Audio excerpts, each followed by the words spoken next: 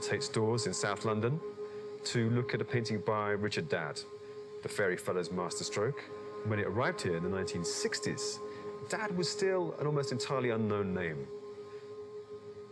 He was often included, perhaps wrongly, I think, within the list of outsider artists. He really couldn't have been further from that situation. He was very much an insider, a brilliantly talented teenager, enrolled in the Royal Academy schools, and when a wealthy Welsh lawyer came to London looking to recruit a young man with whom to go travelling, then the elite of the London art world quickly pointed to Richard Dadd and said, well, he's really, the bright spark, you should take him. So intense was the journey that it seems to have triggered in Richard Dadd some awful breakdown. And he had even come so far as to identify his father as a devil, if not the devil incarnate, and he murdered his father in a park in Kent. He was placed in the Royal Bethlehem Hospital, better known as Bethlehem Hospital, and colloquially known as Bedlam.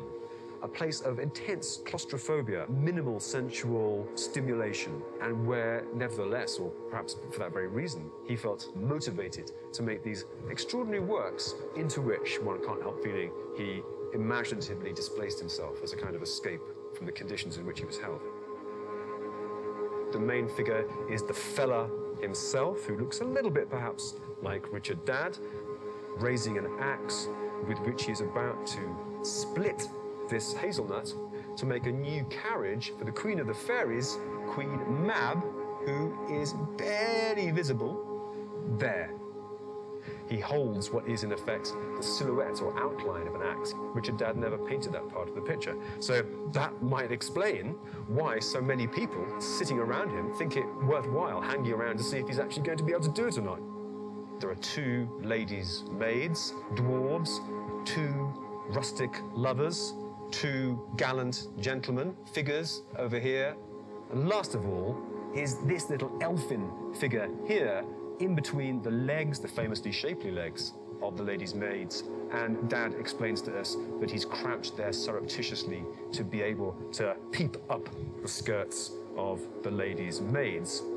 That's a kind of, smutty schoolboy joke, perhaps, but we shouldn't be too harsh on him, because after all, he has been, as Dadd puts it, shut out from nature's game, unable to join in the whole human saga of love, sex, romance, and procreation, which perhaps is, at the end of the day, what is the basis of the picture if we see the whole image turning on the impossibility of the splitting of a seed. I'm on my way to Cambridge, to the Fitzwilliam Museum there, which is the University Art Gallery. And there in the 1940s, they found a watercolour version of Richard Dadd's Fairy Fellow Masterstroke. In 1864, Dadd was transferred from Bethlehem Hospital in London to the new Broadmoor Asylum for the criminally insane. Soon after arriving there, a few months after that, he dated this watercolour from November 1864. This work works on a much narrower chromatic range, as you can see. He's executed it in a watercolour stippling technique, combining drawing with tiny dots of colour. But in terms of its actual subject matter, the figures in it, their position, their relationship to one another, it's pretty much identical to the original oil version. So Dadd was separated from his great masterpiece and clearly wanted to have this version with him in Broadmoor.